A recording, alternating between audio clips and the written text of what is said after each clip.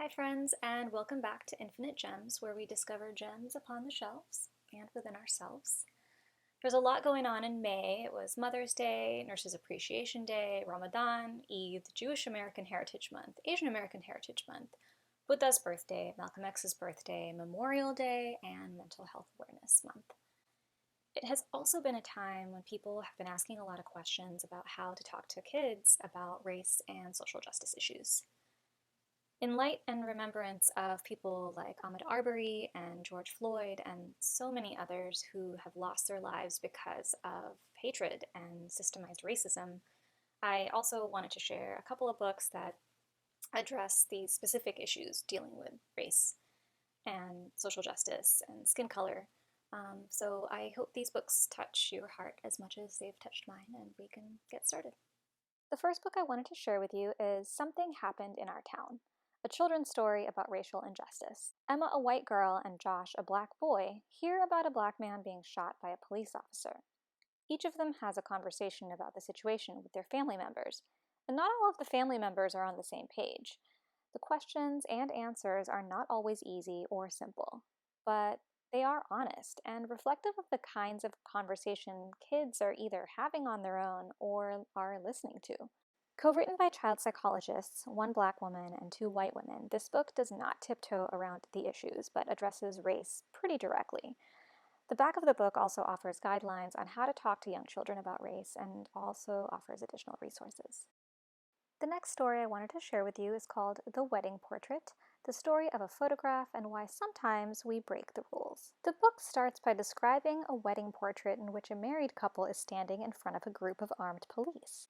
This picture is then used to explain why, when things are unfair, sometimes people take certain actions in order to change an unjust system or law. During the time of segregation, for example, people chose to ignore the rule of having to sit at the back of the bus just because they were black.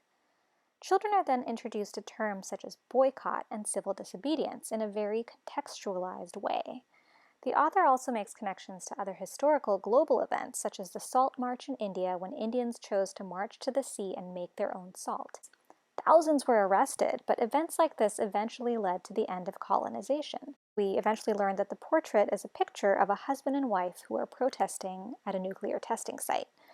At the time, they were not able to stop the testing, but because they were there as a couple, a journalist took a photograph of them, published it in a paper, and was able to bring more public attention to the issue.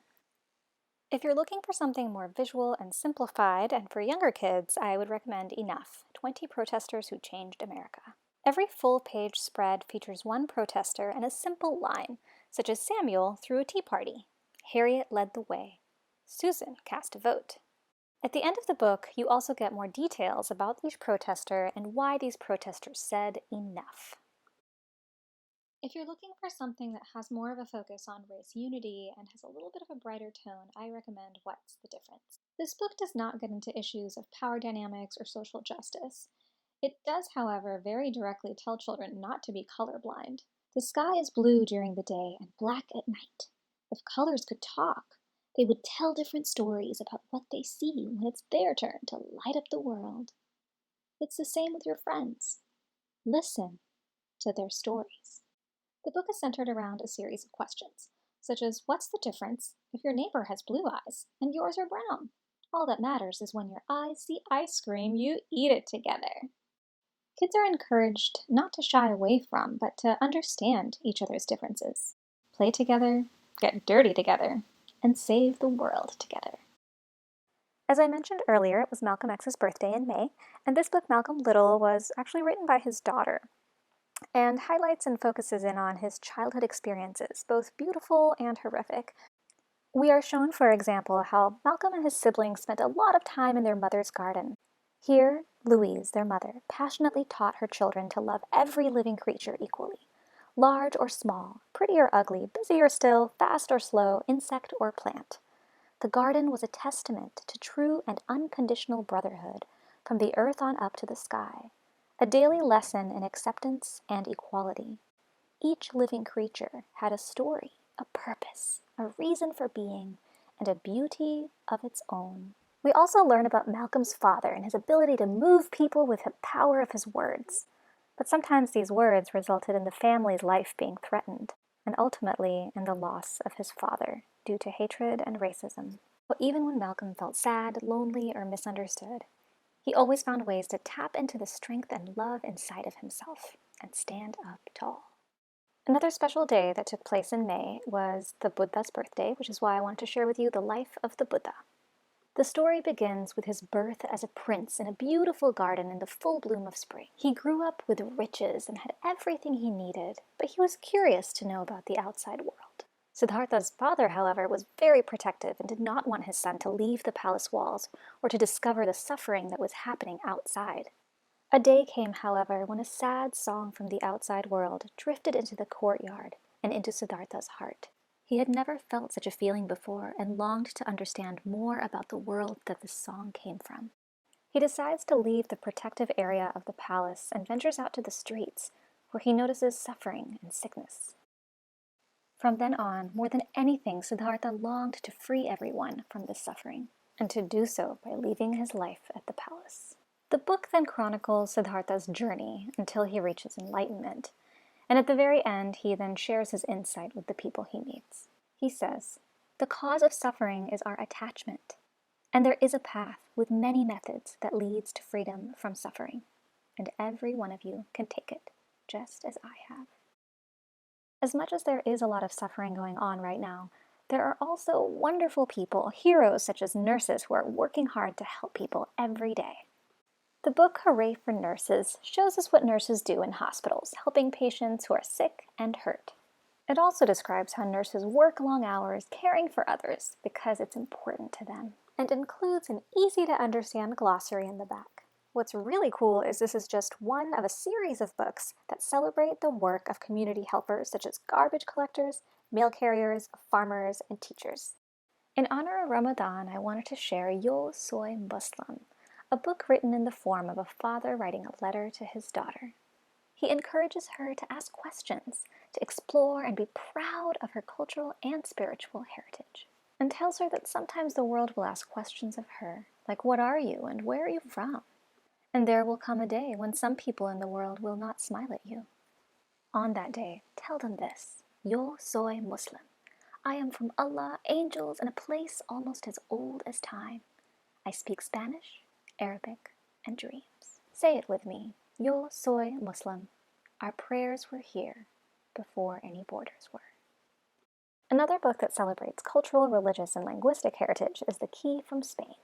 The story starts in Al-Andalus, Spain, where the Alcaraz family lives in harmony with people of various backgrounds. When a new kingdom is established, however, and laws are created that persecute religious minorities, the Alcaraz family is forced to flee. They travel through Turkey and create a new home in Bosnia, where they once again share their music and contribute to the creation of a harmonious community. Years later, Flori is born, and like her parents and grandparents and ancestors before her, she too learned the language of Ladino and learned how to sing. When war breaks out in Europe, however, Flori and her family must escape once again, and she eventually arrives in the United States, where she then shares how, even though she no longer carries the key to their original home in Spain, she carries the gifts of her family tradition, Sephardic music, which serves as a key to the heart. In honor of Memorial Day and Asian American Heritage Month, I wanted to share the book Maya Lin, Artist Architect of Light and Lines. Growing up, Maya loved playing with papers and scraps to build tiny towns. It was while admiring the light and lines of her college library, however, that inspired her to become an architect. She anonymously submitted a design for the Vietnam Vet Memorial, but when she won and people found out who she was, some people objected. Their words hurt, but Maya stood strong and she eventually built the memorial. Sadness is not an easy emotion, but this little gem may help you. It describes how sometimes sadness appears unexpectedly and sits so close you can hardly breathe. It encourages us to listen to sadness, ask where it comes from and what it might need. It then offers several things you can do just to be together, and reminds us that every day is different. The last book I wanted to share with you is Brave Molly. Sometimes there are no words that can describe our feelings or experiences.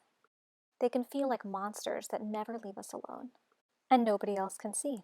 And when you try to hide or run, the problem only gets worse. Molly shows us how sometimes if you stop and face the monsters, something different may happen. They may not disappear forever, but you can still be brave and create something new. So that's all we have for today. I wanted to, as usual, end with a little song, and yeah, feel free to sing along if you'd like. I feel a gem inside of you, and feel a gem inside of me, waiting to shout, come out, and dance about in a journey of discovery.